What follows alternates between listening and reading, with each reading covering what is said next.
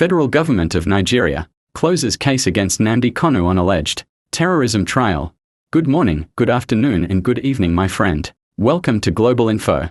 Let's continue. The federal government has closed the alleged terrorism case against Nnamdi Kanu after the testimony of a DSS officer. The federal government Thursday closed its case in the ongoing terrorism trial of the leader of the proscribed Indigenous People of Biafra, IPOB, Mazi Nnamdi Kanu.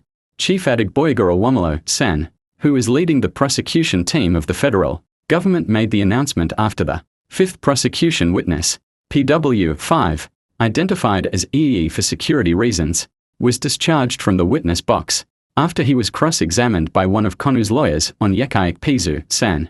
According to Owomolo, the prosecution was satisfied that from the avalanche of evidence tendered, including broadcast of activities of the leader of the pro-Biafra nation, the government had sufficiently satisfied the need to close its case. I therefore close the case, he said. Reacting, the lead defense counsel, Chief Kanu Agabai, informed the court that they would be opting for a no-case submission, which would be filed in due course.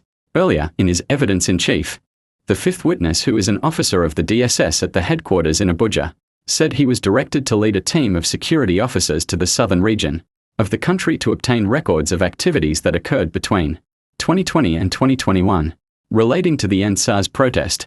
According to the witness, his assignment included obtaining records of public properties that were destroyed, and death certificates of security officers who died during the End SARS protests. EE was then shown 3 documents of the report of the End SARS assessments, the list of officers that died, and the death certificates of the officers. Following his confirmation, his lawyer sought to tender same in evidence. Ikpeazu, however, informed the court that the defense team would register their objection at the appropriate time, while the documents were subsequently admitted and marked as exhibits PWD2, PWD2A, and PWD2B respectively. A summary of the documents revealed that a total of 128 policemen, 37 army officers and 10 DSS agents were killed within the period. Similarly, a total of 164 police stations were destroyed, as well as 19 facilities of the Independent National Electoral Commission, INEC, destroyed. Under cross-examination, EE admitted he was not involved in the investigation of the crimes allegedly committed by the defendant, but investigated the fallout of the End SARS protest which the defendant enabled through his broadcasts. When asked whether the entire End SARS protest was carried out because Kanu asked them to protest, the witness said he doesn't know, adding that he knows the defendant asked the people to attack security officials and destroy public property.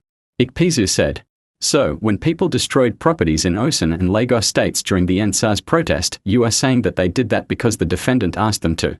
Are you saying categorically that the End SARS issue is a Biafran issue?" All right my friend, if you find this information useful, please touch the subscription button and don't hesitate to share this information with your friends. Let's continue. EE, my assignment was not to investigate Biafra, my assignment was to investigate the End SARS issue to which the defendant incited the public. Ikpeazu, have you heard of Aisha Isufu, the one that lead protests?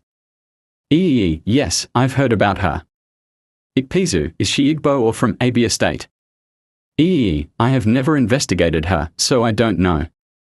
Ikpeazu, are you aware that End SARS protest was chiefly against police brutality, especially with the SARS faction of the police? EE, there are usually 2 causes of an insurrection, the open causes and the underlying causes. Police brutality could be the secondary cause of the protest. The real reason for the protests was because some subversive elements incited the public against the government. In this case, the defendant's broadcasts was one of those underlying causes. Ikpeazu, what organization is the defendant allegedly leading? EE, IPOB. Is IPOB concerned with happenings in Lagos, Ibadan, Alifa, Igbajo, etc.? EE, I don't know.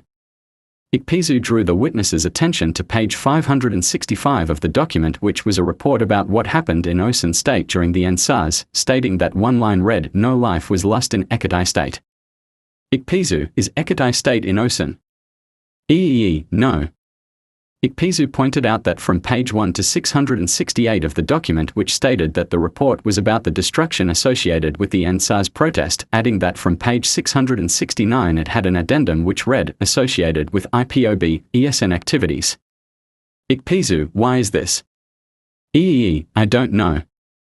Thank you for being there. a promise to be providing you with authentic information around the world. My friend, have you subscribed to this channel? Give it a thumbs up. Thank you for doing that. And bye for now.